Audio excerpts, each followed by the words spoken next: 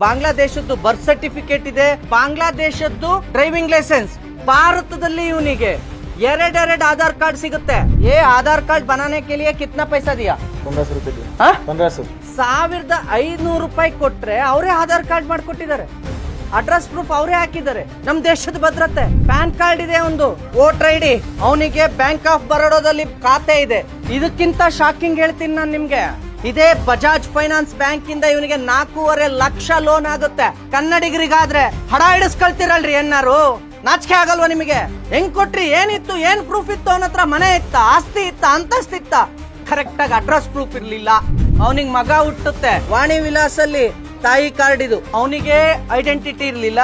ಈಗ ಅವನಿಗೆ ಹುಟ್ಟೋ ಮಗುಗೆ ಬರ್ತ್ ಸರ್ಟಿಫಿಕೇಟ್ ಸಿಗುತ್ತೆ. ಇವರ ಸ್ನೇಹಿತರು ಬಾಂಗ್ಲಾದಲ್ಲಿದ್ದಾರೆ, ಅವ್ರಿಗೆ ಆಧಾರ್ ಕಾರ್ಡ್ ಕರ್ನಾಟಕದಲ್ಲಿದೆ. ಇಲ್ಲಿರೋಂತ ಪ್ರತಿ ಒಬ್ಬರ ಹತ್ರನೂ ಇದೆ ಸೇಮ್ ಡಾಕ್ಯುಮೆಂಟ್.